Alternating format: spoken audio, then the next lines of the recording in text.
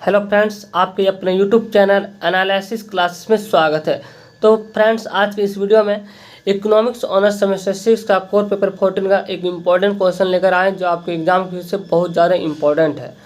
तो आइए, आप अगर हमारे चैनल को सब्सक्राइब नहीं किए तो चैनल को सब्सक्राइब कर लें ताकि आने वाली वीडियो का नोटिफिकेशन मिल सके। चलिए वीडियो को स्टार्ट करते हैं। तो प्रश्न है, प्रारंभिक इकोलॉजी की व्याख्या करें। तो ये समझना है इसमें कि पारिस्थितिकी की जो उत्पत्ति हुई ये कैसे हुई, इसका डिफिनेशन क्या है, निष्कर्ष है, इन सारी चीज़ों का बारीकी से डिस्कशन करने वाले। तो आप मेरे साथ अंत तक बने रहिएगा।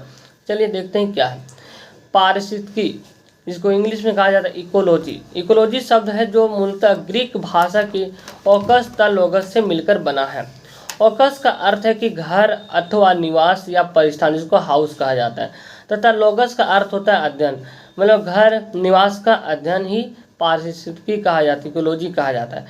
इसके प्रयोग सबसे पहले ईजे कॉरमोंडे ने अपने ग्रंथ कंसेप्ट ऑफ इकोलॉजी में किया है। ईजे कॉरमोंडे ने अपने ग्रंथ जो है कंसेप्ट ऑफ इकोलॉजी, ये बुक का नाम है, इसमें किया है। 1859 में फ्रांसीसी जंतु वैज्ञानिक आर्सोडार जोकाय सेट हेटलेयर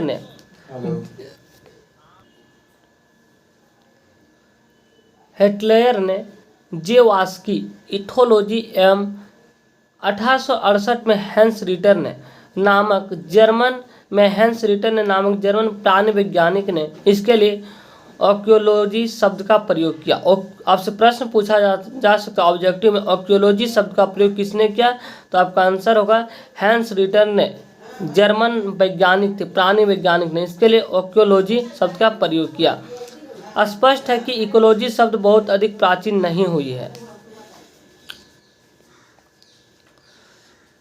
प्रारंभ में इसे आर्कियोलॉजी अथवा एक्योलॉजी कहा गया, जो बाद में धीरे धीरे इकोलॉजी हो गया।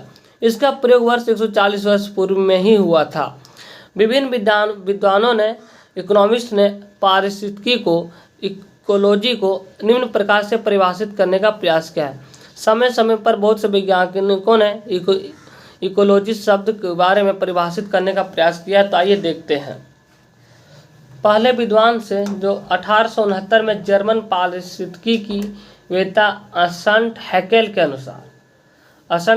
अनुसार परिभाषित किया है इकोलॉजी को कि पारिस्थितिकी के अंतर्गत जीवों एवं उनके बाह्य वातावरण के पारस्परिक संबंधों का अध्ययन किया जाता है। 1869 में जर्मन पारिस्थितिकी वेता असंट हैकेल के अनुसार। दूसरे विद्वान थे 1895 से 1905 में ई वार्मिंग के अनुसार पारिस्थितिकी की पर्यावरण के संबंधों में जीवों का अध्ययन।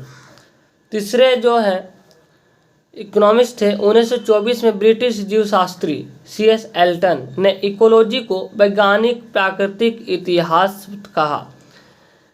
1924 में एक ब्रिटिश जीवशास्त्री थे C.S. एल्टन ने इकोलॉजी को वैज्ञानिक प्राकृतिक इतिहास, साइंटिफिक नेचुरल हिस्ट्री कहा।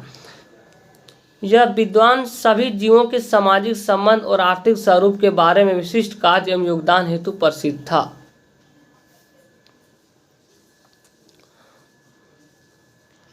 चौथे विद्वान ने बताया कि 1954 में कि चौथे वुडवेल ने पारिस्थितिकी की परिभाषा देते हुए बताया कि पारिस्थितिकी जो है प्रकृति की संरचना व कार्य का अध्ययन है। ये किसने बताया? 1954 में वुडवेल ने इकोलॉजी की परिभाषा देते हुए। नेक्स्ट 1968 में स्पेनिश वैज्ञानिक कौन थे? आर मार्गेल्फ ने। 1968 में स्पेनिश के वैज्ञानिक आर मार्गेल्फ ने कहा कि पारिस्थितिकी इकोलॉजी जो है पारितंत्र का अध्ययन है। तो आइए समझते हैं पारितंत्र है क्या। तो पारितंत्र जो है पारिस्थितिकी की वह आधारभूत इकाई है जिसमें समस्त जीवधारी आपस में एक दूसरे के साथ तथा पर्यावरण के उन भौतिक व रासायनिक कारकों के साथ परस्पर क्रिया करते हैं जिसमें वे निवास करते। ये सब ऊर्जा और पदार्थों का हस्तांतरण द्वारा संबंध है। ये पारितंत्र का डेफिनेशन है। फिर 1975 में एक भारतीय वैज्ञानिक विद्वान आते हैं P.D. शर्मा, ने पारिस्थितिकी को इकोलॉजी को परिभाषित करते हुए बताया कि इकोलॉजी जीवों व उनके वातावरण के मध्य अंतर संबंध है।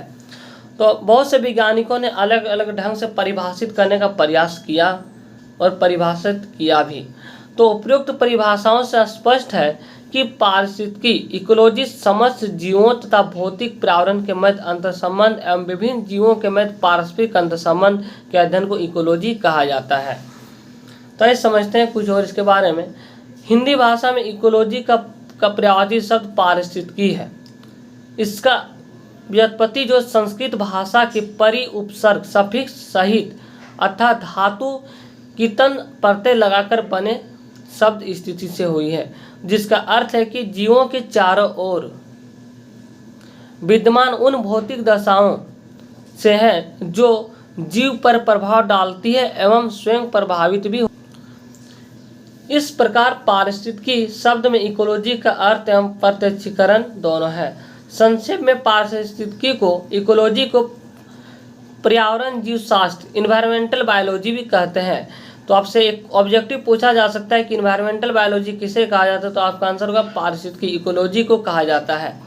तो इकोलॉजी में विज्ञान के माध्यम से जीवधारियों तथा उनके वातावरण का आपसी संबंध और प्रभाव का अध्ययन किया जाता है।